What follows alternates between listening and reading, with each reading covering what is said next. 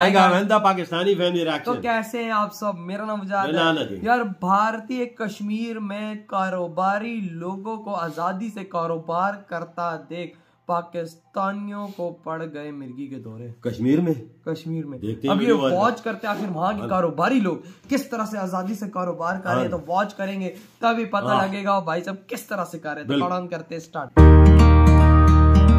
हाय हाय लाल चौक लोग खुशी से घूम रहे हैं।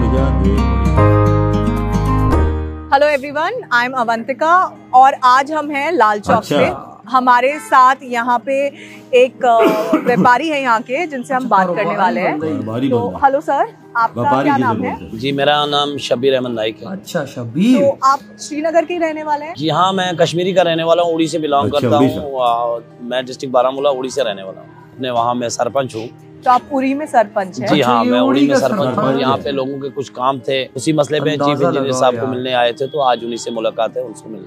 और भी कोई बिजनेस है आपका यहाँ पे? जी हाँ, यहाँ पे हम ड्राई फ्रूट का काम करते हैं। एक्चुअली मेरा ड्राई फ्रूट का है और ड्राई फ्रूट का काम करते हैं उधर का ड्राई फ्रूट। अभी जैसे हम लाल चौक पे बैठे हुए हैं, आराम से बात कर पा रहे हैं, तो ये मैं समझना चाहती हूँ, जानना चाहती हूँ कि क्या ऐसा ही था हमेशा से या चीजें बदली हैं? नहीं, बहुत ज्यादा बदलाव आया। ऐसा नहीं था, हालात ऐसे नहीं थे, हालात बहुत खराब हुए। हालात ऐसे थे कि हम अच्छी तरह, मैं एज ए सरपंच आपको बोल रहा हूँ कि सरपंच यहाँ नहीं घूम सकता था और अपने आप को हम यहाँ पे जाहिर नहीं कर सकते थे ओपनली कि मैं सरपंच हूँ। नहीं तो गोली मार दी जाती थी, क्योंकि यहाँ इलेक्शन नहीं लड़ा दिया जा रहा था कि अगर आप लड़ेंगे तो आप देखा होगा आपने, हमारे कई सरपंच मारे गए। कौन इनिशिएट करता था कि गोली मार दो? बस जो लोग हालात खराब करना चाहते हैं, जो नहीं चाहते हैं अमन हो, जो नहीं चाहते हैं शांति हो, तो हमारा पड़ोसी मुल्क कभी नहीं चाहेगा कि यहाँ पे शांति हो। तो वो उन्हीं के लोग जो पाले पोसे लोग जो यहाँ हालात खराब करने के लिए भेजे जाते हैं, कश्मीरी तो वो चीज अब नहीं है। आप यहाँ शांति से घूम सकते हैं। मैं यहाँ पूरी लाल चौक में आवाज दे के बोल सकता हूँ कि मैं सरपंच हूँ। सुरक्षा इतनी अच्छी है, सब कुछ है यहाँ पे, बिल्कुल हालात बदले हैं और बहुत अच्छा है आज। मतलब सिक्योरिटी तो बहुत बदल गई है, बहुत ज्यादा है। और अभी हमारी एजेंसियां बड़े अच्छे से काम कर रही है, जो मतलब कोई यहाँ मक्खी पार नहीं मार सकती है। अच्छे हालात, लोग जो है वो सपोर्ट कर रहे हैं। हम कोई नहीं चाहता यहाँ पे हालात खराब हो। हमारे जो यूथ थी उसे वर्गलाया गया, उसे गलत रास्ते पे लिया गया था। तो आज हमारी यूथ समझ गई है कि गलत गलत होता है और सही सही होता है। ये थोड़ा सा मैं जानना चाहूंगी, जो आपने बोला यूथ को गलत ट्रैक पे लिया गया था, तो वो क्या ट्रैक था? मिलिटेंसी की तरफ रुख करवाया गया था, हथियार दिया गया था। देखिए हम जिस मुल्क में रहते हैं, मैं आपको अपना बोलता हूँ, मैं उड़ी से बिलोंग करता हूँ, जिस मुल्क में रहते हैं और मैं हिंदुस्तानी, तो हम जहाँ हैं हम अच्छे हैं। और हमारा हमसाया मुल्क नहीं चाहता था कि हम यहाँ शांति से रहें, अमन रहे। तो उनके द्वारा जो मिलिटेंसी यहाँ पे इंटर की गई, जो अभी क्रैश हो गई है, खत्म हो गई है, तो वो लोग जो हैं वो यहाँ पे अमन और शांति नहीं रहने देना चाहते। अभी जो यूथ है उनकी सोच ही गलत थी ना, नहीं जा रहा मिलिटेंसी की ओर, बिल्कुल नहीं जा रहा है, बिल्कुल नहीं जा रहा। हाँ नहीं, अभी एजुकेशन बहुत ज्यादा हो गई है, लोग पढ़े लिखे हैं और वो समझ चुके हैं कि इसमें बर्बादी है, इसमें कुछ नहीं है। जब आप हथियार उठाओगे, आप अपने मुल्क के अगेंस्ट और अपने ही लोगों को मारोगे, तो वहाँ की जो है स्थिति कभी नहीं बदल सकती। वहाँ हालात खराब होंगे और वहाँ पे ये होगा कि आपकी डेवलप नहीं होगी, आपकी जो आने वाली नस्लें वो पढ़ नहीं पाएंगी, बर्बादी होगी और जहालत। समझ गया है कि कश्मीर अभी तो समझ गई है यूथ, अब तो ऐसा कुछ भी नहीं है। अब आप किसी से भी पूछ लीजिए, वो खुल के बोलेगा। यहाँ बोलने की हिम्मत नहीं हुआ करती थी, यहाँ बोलने की बिल्कुल हिम्मत नहीं होती। कोई नहीं, आप भी इस तरह बैठ के यहाँ नहीं पूछ सकते। लेकिन अगर मैं बात करूँ आसपास के एरिया की, डल लेक की बात करूँ या पूरे श्रीनगर की ही बात करूं, तो क्या हर जगह ऐसा था या सिर्फ लाल चौक पे ऐसा था? जी नहीं, हर जगह था। कश्मीर के किसी हिस्से में आप जाते, आप बस घर से निकलते थे तो आपको ये उम्मीद नहीं होती थी कि आप रात को वापस जाओगे। आप अपनी माँ से मिलके बस आना पड़ता था कि माँ अगर किस्मत हुई तो हम वापस आएंगे, नहीं हुई तो नहीं। ऐसे चांसेस नहीं थे, आपका 90% चांसेस नहीं होते थे वापस। आज तो आपके जहन में वो चीज ही नहीं है। वो आप एंजॉय करो, घूमो, यहाँ देखो कितने टूरिस्ट आ रहे हैं, लाखों की तादाद में आ रहे हैं और फ्री है, कोई ऐसा नहीं है, कुछ भी नहीं है। आज बिल्कुल हालात ठीक। और ये कितने साल पहले की बात होगी? ये 90 से लेके 2004-05 तक ये हालात 2005 तक बहुत बुरी तरह चले। उसके बाद फिर 2015 तक भी ऐसे हालात थे कि हम लोग खुल के नहीं चल सकते। अच्छा, एक और चीज मैं जानना चाहती हूँ, क्योंकि ये मैंने सुना था कि शाम को होता था यहाँ पे, थिएटर नहीं होता था यहाँ पे। आई थिंक एक थिएटर खुला था जिसको बॉम्ब से उड़ाया गया था, 2004 या 5 की शायद बात है वो। तो उसके बारे में आपको कुछ मतलब आपने तो वो वक्त देखा होगा, तो वो पूरे कश्मीर में ऐसे कर्फ्यू होता था? बहुत ज्यादा कर्फ्यू होता था यहाँ पे, सांस नहीं ले सकते थे। मतलब हालात ऐसे थे कि 2 बंदे इकट्ठे नहीं चल सकते थे।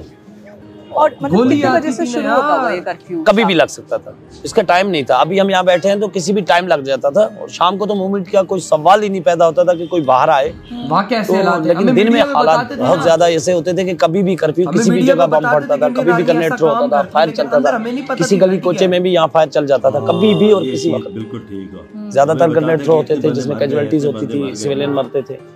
तो फिर आर्मी ने अपना डिफेंड करना है तो वो मजबूरन वो लोग कर्फ्यू लगाते थे, क्योंकि वो नहीं होते तो सिविलियन फिर उनकी बड़ी जान बचानी मुश्किल थी। अच्छा, उस समय पे स्टोन पेल्टिंग भी बहुत होती थी, पत्थरबाजी बहुत ज्यादा होती थी। उन्हें डाइवर्ट किया था, उन्हें गलत जो चीजें उनके मन में भर दी गई थी। जैसे कल जुम्मा का दिन था, आप जुम्मा को यहाँ नहीं घूम पाते थे, जुम्मा को बंद रहता था, क्योंकि जुम्मा को हर गली में यहाँ पे पत्थर चलता था, हर गली। तो अब नौजवान समझ गए कि ये जो चीजें हैं इसमें हमें कोई फायदा नहीं है, हम जहाँ जा रहे हैं वो गलत दिशा है।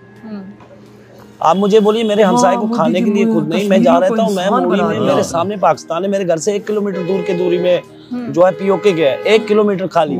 तो आपको कितना सेफ फील होता है वहाँ पे उस एरिया में? नहीं, हम सेफ हैं, हम अपने मुल्क में हैं तो हम तो सेफ हैं। आप बोल रहे हो कि आप पीओके से 1 किलोमीटर दूरी पे आपका घर है, लेकिन आपको सेफ फील होता है अपने घर में? नहीं, हम सेफ हैं, लेकिन हमें वहाँ के हालात पता है। तो बीच के जो लोग थे इनको हालात के वहाँ के पता नहीं, हमको पता है वहाँ के हालात है, वहाँ कैसे लोग हैं।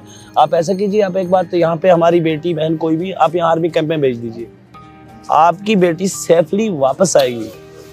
आप वहाँ के हालात पता कर दीजिए, वहाँ नहीं चल सकती आर्मी के बीच में औरत। हमारी बहन तो हम जहाँ हैं हम बिल्कुल सही है, हमने देखी है। मेरे यहाँ बहुत ज्यादा फौज है, लोग कम है लेकिन उड़ी में आर्मी ज्यादा है, क्योंकि वो ALC actual line of control है, तो वहाँ पे तो फौज होगी, क्योंकि दुश्मन मुल्क की फौज भी साथ में बैठी हुई है।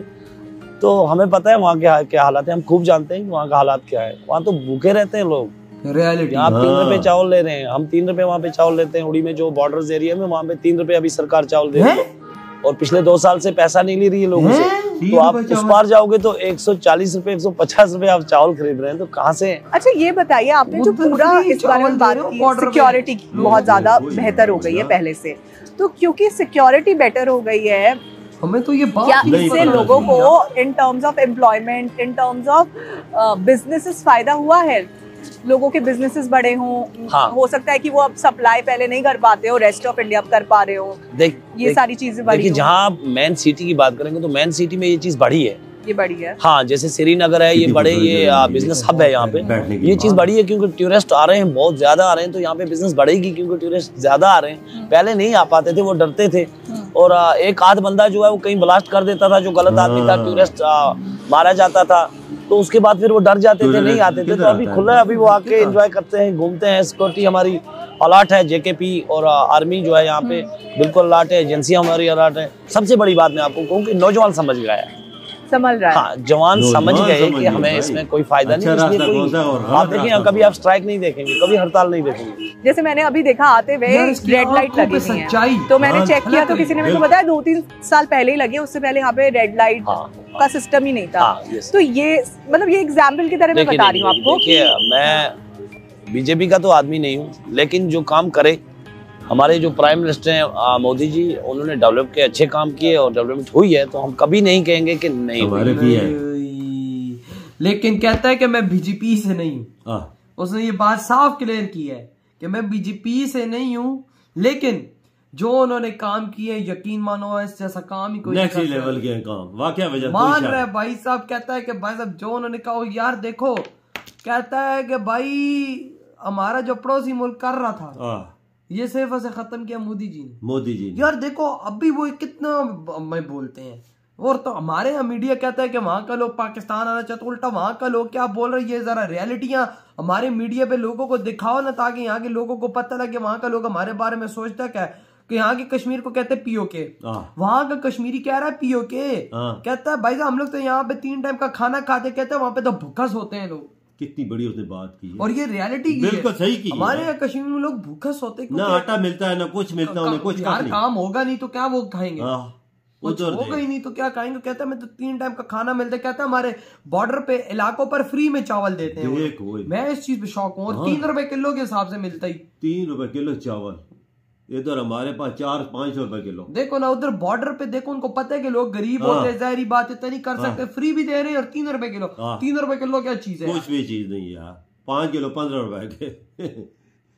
सोचने की बात है कि वहां पर मोदी जी ने कर क्या दिया है, वो कहता है कि भाई यहाँ पे जो आज हम आजादी लाल चौक में बैठे नहीं बैठ सकते थे। कहता है हर जुम्मे को पत्थरबाजी होती थी, आज नहीं है। कहता है आज हर कारोबार हमारा आसमान को जा रहा है, पहले नहीं था। हाँ ना, देखे ना कि कारोबार हमारा क्यों नहीं जमा, टूरिस्ट स्टार है, सब कुछ आ रहे हैं, लोग खरीदारी कर रहे हैं, हमारा कारोबार चमका हुआ है यार। कहता है कि 2015 तक ये हालात थे। हाँ ना, उसके बाद सब खत्म हुआ है। मोदी जी ने डंडा दिया ऐसे लोगों को, सीधा भेजा 72 ऊरे के पास। जो उनके मुल्ले कहते थे ना कि तुम जाके हिंदुओं को मारा तो तुम्हें 72 ऊरे मिलेंगी, तो भाई कश्मीर पे कब्जा कर लो 72 ऊरे मिलेंगी। मोदी जी ने बोला ये काम किए बगैर तुम्हें मैं 72 ऊरे देता हूँ, और मोदी जी ने डंडे दे के उनको 72 ऊरे दिए। अभी तो अमन और शांति आई है ना, वजह देते लाल चौक में बैठ के इंटरव्यू कर सकते थे, कोई बोल सकता था। कहता है मैं सरपंच हूँ। कहता है कितने सरपंच मारेंगे। कहता है मैं खुलेआम नहीं बोल सकता था मैं सरपंच, लेकिन कहता है लाल चौक पे खड़े होके मैं कहता हूँ मैं सरपंच हूँ। उड़ी का वो भी है, वो भी कितना खतरनाक है। उड़ी में तो बहुत हालात खराब थे, याद है रोज खबरें चलती थी। और हमारे यहाँ क्या बताते थे